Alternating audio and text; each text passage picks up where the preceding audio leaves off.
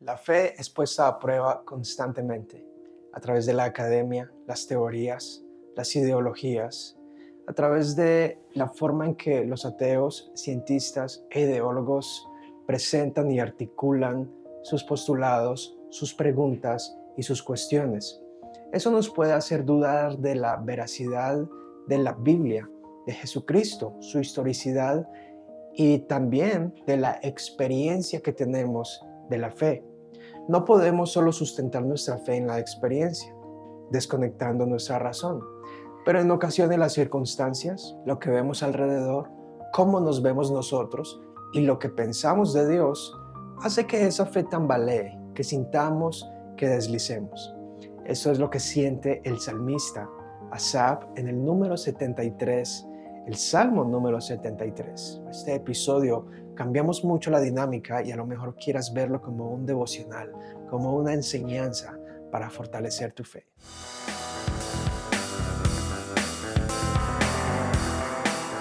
Hoy estaremos hablando sobre la fe a prueba, basado en el libro del autor Martyn Lloyd-Jones, La fe a prueba. Martyn Lloyd-Jones es uno de los autores más prolíficos del siglo pasado, autor de La predicación y los predicadores, Depresión espiritual, sus causas y su solución, entre muchas otras predicaciones sobre avivamientos, romanos, el reino de Dios. Fue un hombre que era médico y como médico, grandes de sus enseñanzas y muchos de sus libros que fueron transcritos se escribieron durante la época de los años 60 en adelante, lo cual parece fuera de nuestro tiempo y sin embargo hacen que sea completamente relevantes. Es como si estuviese hablando a la audiencia de hoy. En su libro La fe a prueba es como un devocional, es una exposición del Salmo 73. Muy seguramente que fuera una serie de predicaciones que él daba en la capilla de Westminster, mientras enseñaba allí, servía como predicador y pastor. Sus enseñanzas son profundas, bajadas a la tierra, pero asequibles. Es una exposición, me parece a mí, muy llena de sentimientos. De nuevo, el autor Martyn Lloyd-Jones es muy racional, pero a la vez no aleja los sentimientos. Por ejemplo, recuerdo que en su libro Depresión espiritual, él habla de que si no puedes cambiar tu pasado, es racional de que no te quedes en el pasado deprimido por algo que no puedes cambiar. Y sin embargo, recuerda tener en cuenta el temperamento de la persona y si hay un pecado en particular que te hace regresar a esos recuerdos o a esa depresión. Así que él es muy racional y a la vez no aleja la parte empática, los sentimientos, lo experimental. Y eso es lo que él hace en este libro, una exposición del Salmo 73. En su prefacio, él dice lo siguiente: el salmista nos relaciona su propia experiencia, descubre su alma a nuestra mirada de la forma más dramática y nos guía paso a paso de un desespero muy cercano a un triunfo y seguridad final. Así que en esta exposición lo que nos va a mostrar es que el salmista que nos dice, bueno es Dios con Israel, a los limpios de corazón.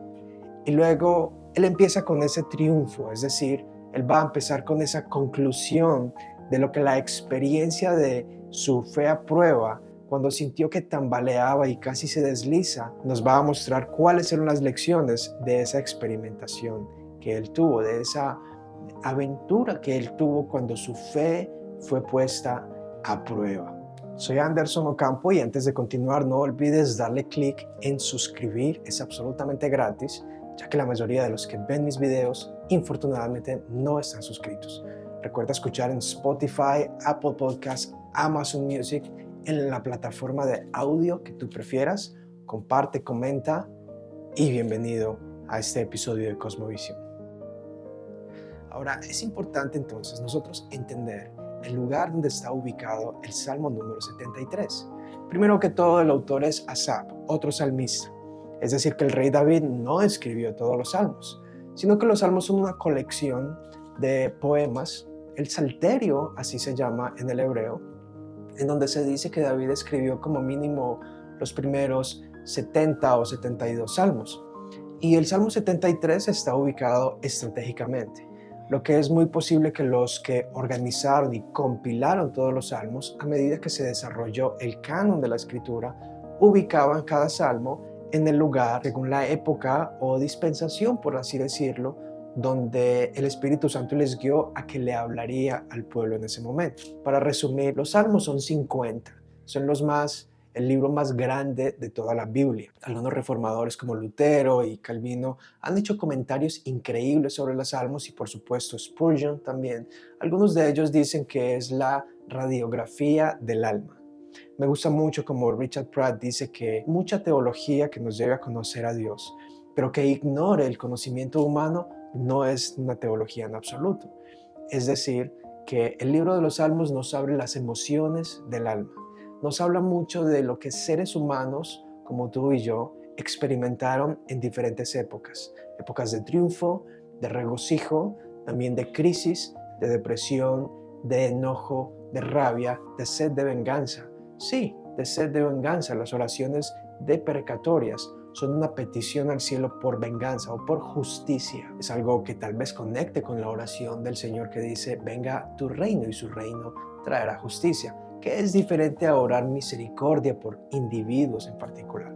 Pero en fin, el Salmo 73 está ubicado en donde comienza el libro número 3. Es decir, los 150 salmos se dividen en 5 libros.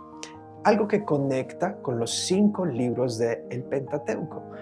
Los judíos siempre hacían la conexión con la importancia de la ley. Así que el libro 1 se puede decir que es la ascensión del rey, del 1 al 40, si no estoy equivocado. Luego del 41 al 72 está la coronación del rey, por eso allí hace mucha alusión al rey Salomón. Y a partir del 73 parece que hay una gran crisis en el reino. A lo mejor haga alusión al reino dividido o a la época también en que otros imperios vecinos amenazaban al reino de Israel. Es por eso importante entonces conocer el contexto. Este salmo está supuesto a consolar a aquellos que creen que el reino está en crisis, donde impíos y malos quieren imponerse sobre el pueblo. Y esto es lo que comienza diciendo el salmista. Ciertamente bueno es Dios para con Israel, para con los limpios de corazón. Algo que Martin Lloyd-Jones destaca aquí es que Dios es bueno con Israel. Sin embargo, hace una excepción para con los limpios de corazón.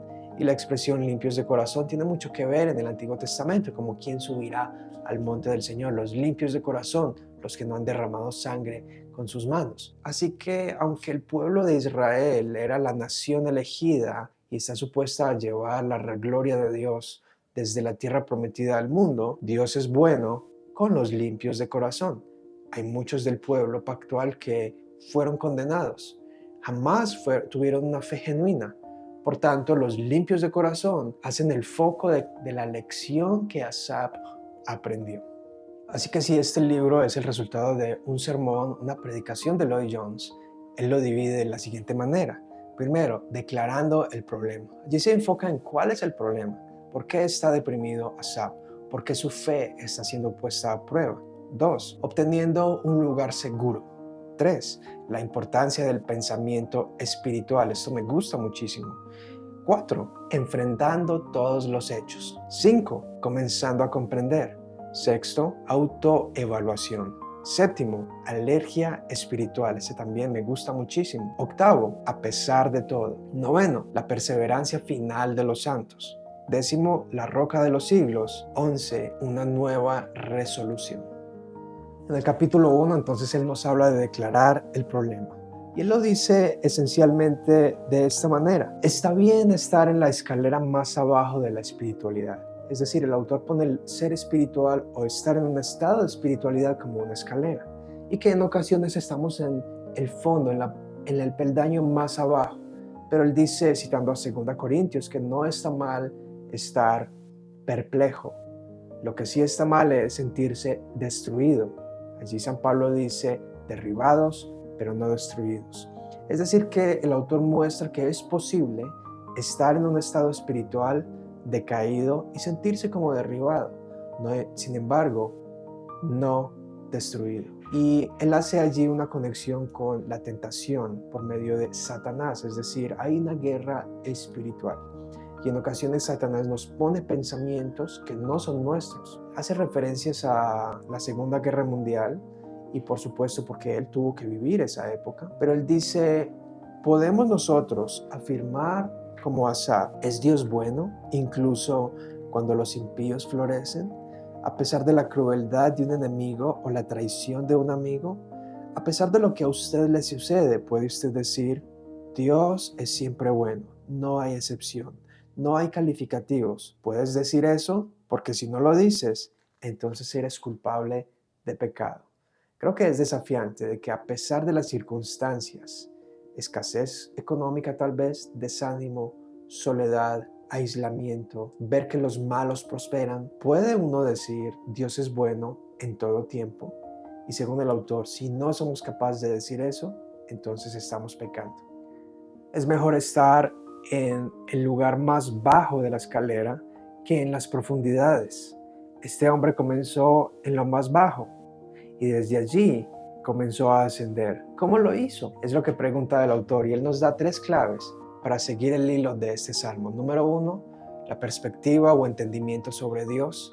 Número 2, lo que Asaf entendía de él, cómo él se veía. Y número 3, cómo él veía a su alrededor.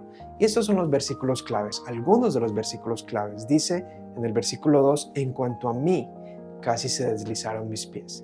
Aunque él dice que casi desliza, realmente no desliza. Siempre estuvo en un momento de tentación. Jones dice que siempre deberíamos en nuestra vida tener una lista de absolutos, cosas que jamás consideremos hacer.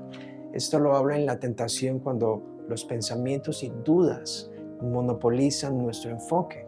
Ser siempre positivos, es decir, no proclamar nuestras dudas, carencias de certeza a los 4 vientos.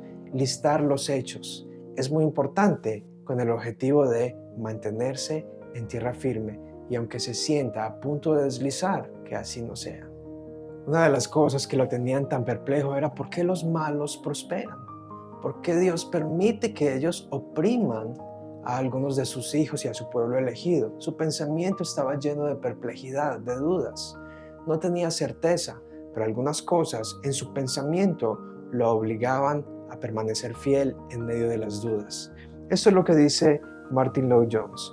Él era un hombre infeliz, se sentía perplejo, era un problema terrible, pero hasta que fue al santuario de Dios, todo comenzó a aclararse. Se estableció de forma recta y comenzó a escalar de nuevo la escalera hacia arriba hasta que eventualmente alcanzó el tope, la cima, y pudo decir, Dios siempre es bueno con Israel, sin excepción. Eso lo encontramos basado en el verso número 17, donde Asaf dice, hasta que entrando en el santuario de Dios, entendí el fin de ellos. Ahí es donde él entra en el santuario de Dios, es decir, va a la casa de Dios, a la intimidad con Dios. Esto depende de la época también en que, ya sea el tabernáculo o el templo, las personas iban en la búsqueda de Dios. Es decir, que en medio de las dudas, él era constante en la casa de Dios, en la búsqueda de Dios. Y aunque estaba perplejo y estaba en el punto más deprimente, de lleno de dudas, donde sus convicciones tambaleaban, donde sentía que casi resbala, es allí donde empieza a escalar poco a poco hasta recuperar su vigor y entendimiento. Ahí es donde la primera parte, entonces, entenderse a sí mismo, entender los hechos, recordar quién es uno en Cristo, quién es nuestro círculo, quién es nuestra familia, qué Dios ha hecho. Hay cosas que la teoría o la academia o la intelectualidad no van a demostrarnos, a evidenciarnos. En ocasiones es la experiencia del pasado lo que puede sostenernos en momentos perplejos.